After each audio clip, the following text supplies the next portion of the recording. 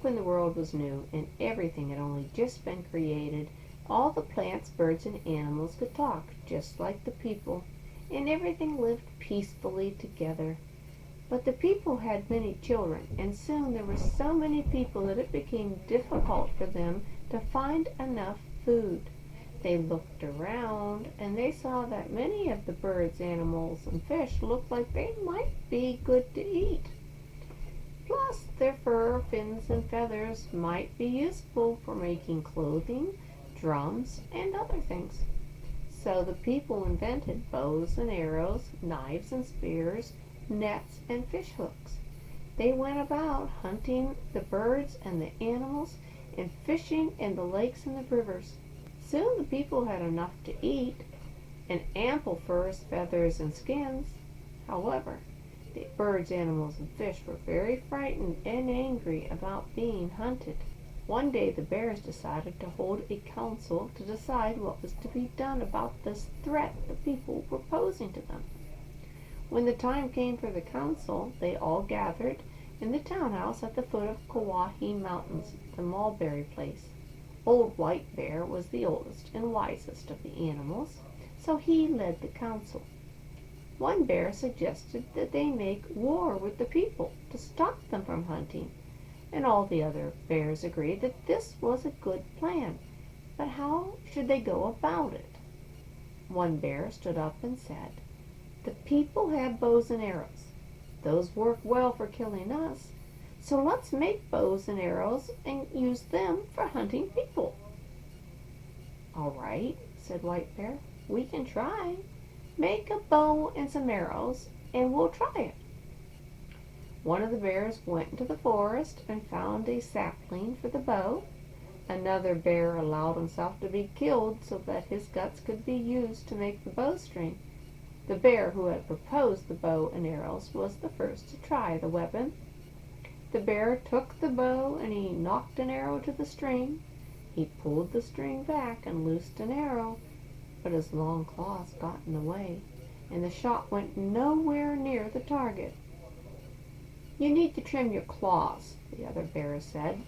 So they helped the archer to trim his claws, and the bear tried again. This time the arrow hit the center of the target. "This is marvelous," one bear said. "We can make many bows and arrows and hunt the people. Then they'll leave us alone." "They might leave us alone," White Bear said.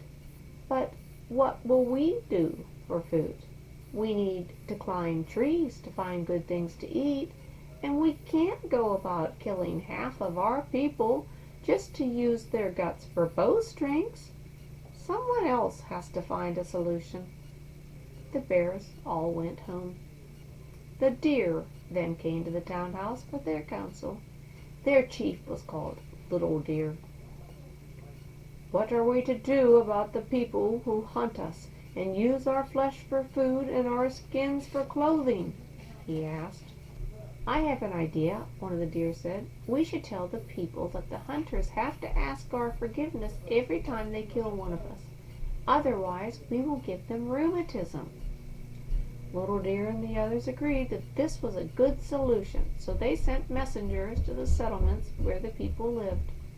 The messengers told the people, "When you hunt us, the hunter must ask the animal he killed for forgiveness. Every time a deer is killed, our chief, Little Deer, will be there. He is swifter than the wind. No arrow or spear can touch him. He will ask the slain deer whether the hunter asked for pardon. If the deer says yes, Little Deer will leave without doing anything. But if the deer says no, Little Deer will follow the hunter home and give him rheumatism, and soon that hunter won't be able to walk anymore. He will be in pain all the time." The next creatures to hold a council were the snakes and the fish. They decided to send the people bad dreams about slimy things and rotting fish. That way, they will never want to eat us because we'll make them so disgusted, the snakes and the fish said. And sometimes the dreams will be so bad that the people will get sick and die. When the snakes and the fish were done with their counsel, the birds, the insects, and other small animals held theirs. The frogs complained about the people calling them ugly and kicking them, which made their backs spotty. The birds complained about the people shooting them with arrows and then plucking out their feathers and roasting them over fires. Then the chipmunk spoke. "Oh, I don't think people are all that bad. They don't bother me or my people." This made the other animals so angry that they slashed at the chipmunk, and that is why chipmunks have stripes down their back to this day.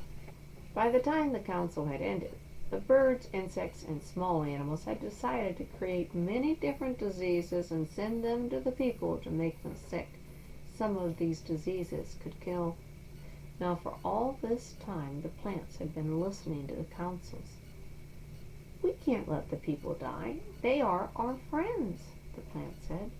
"We will let the people take our leaves, barks, and flowers, use it for medicine. That way they won't die of these awful diseases." And in this way, disease and medicine came into the world. Although the plants gladly offer themselves up as medicine, they can no longer speak. So we have to find out what purpose they have by ourselves. The healers of our tribes can find out these purposes because they know how to listen to the plant spirit, which tell them what to use for medicine.